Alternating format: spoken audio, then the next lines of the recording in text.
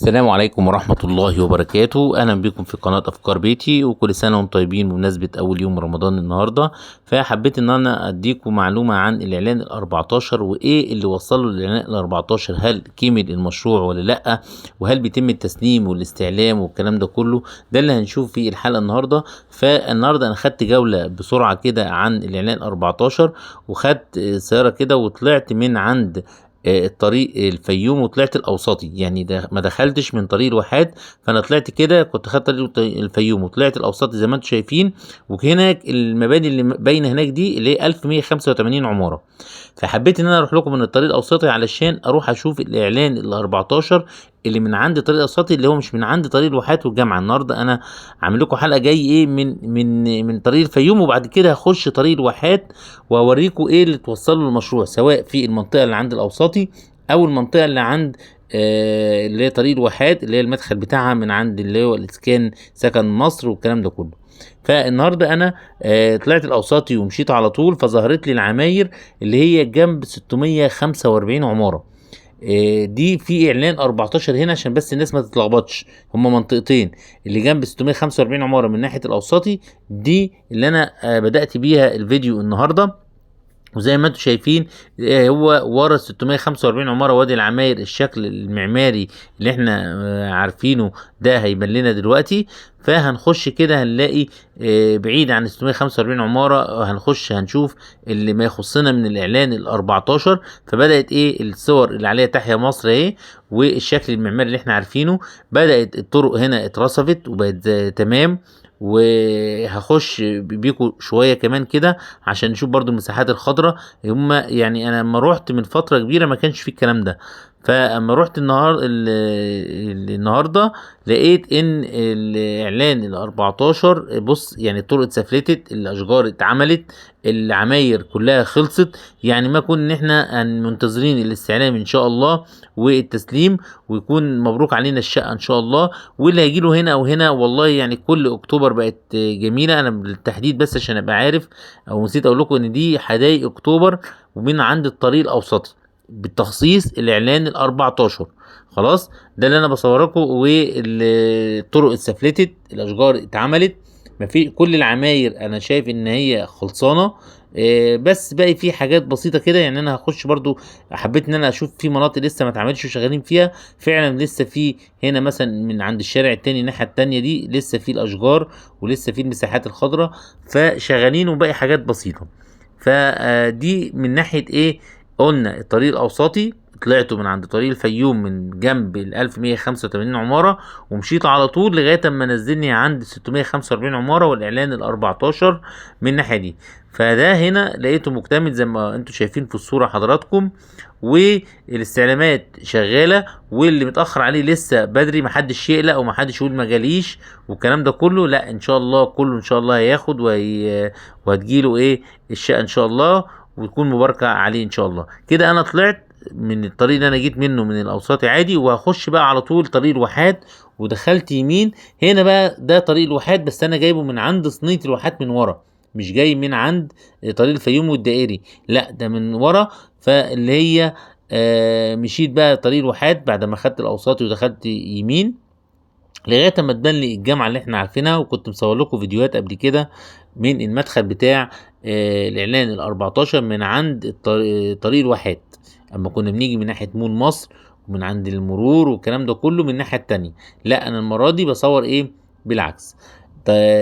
هنخش المدخل بتاع الاعلان ال 14 بقى من عن طريق الواحات.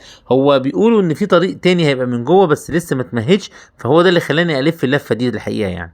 فطبعا هنا ده المدخل اللي احنا عارفينه من عند سكن كل المصريين وسكن مصر ودار مصر والكلام ده كله.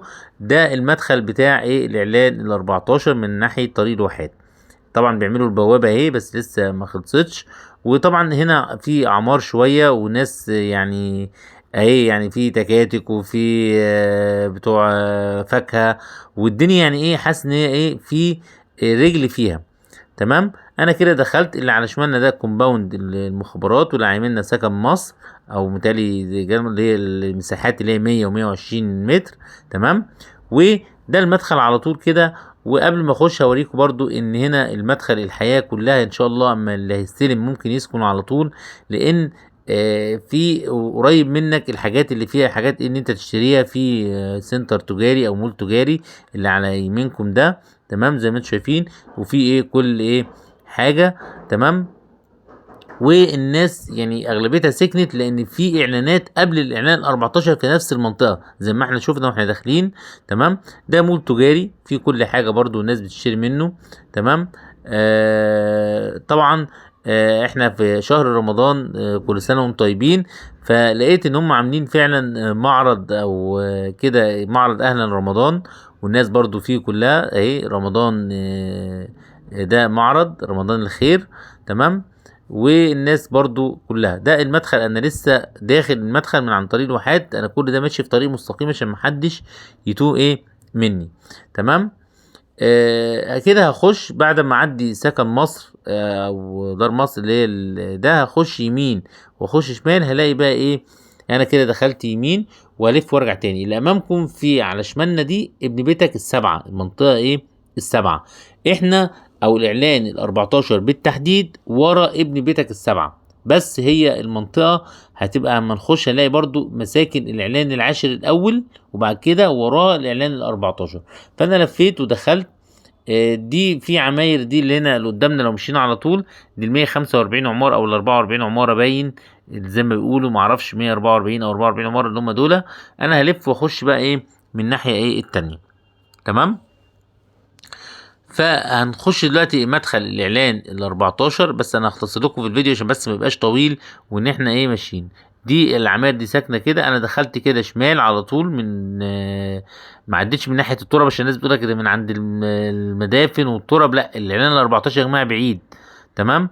اهي هنا الفرق بين اللي انا صورته عند الطريق الاوسطي، هنا لسه ما عملوش اي مساحات خضراء ولا اشجار ولا تشجير ولا حاجه، ولكن في المجمل ان العماير كلها خلصانه زي ما انتم شايفين حضراتكم كده، ان كل خلصان ما عدا ايه اللاندسكيب والسفلته بتاعت الطرق بين العماير، عكس اللي انا وريته لكم في اول الفيديو. مفيش اي تقدم هنا غير ان كل العماير اتسلمت وجه وتشطيب وكل حاجه من جانب الشركات اللي هي بتشطب.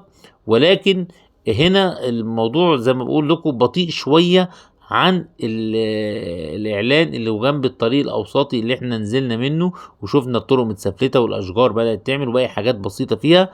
ان شاء الله برضو دي مش هتاخد وقت، زي ما اتكلمت مع احد المهندسين يعني وكده، ان شاء الله ده اللاندسكيب والحاجات دي بتبقى سهله ان هي تخلص وما بتاخدش وقت ان شاء الله. وعند ميعاد التسليم ان شاء الله هتلاقي كل حاجه جاهزه وكل حاجه إيه طبعا العماير مفيش، كنا بنروح الاول وانا بصور لكم في بعض عماير اتشطبت، لا انا شايف ان كل العماير اتشطبت، تمام. ده بالنسبه للاعلان 14 وبالتحديد في حدائق اكتوبر.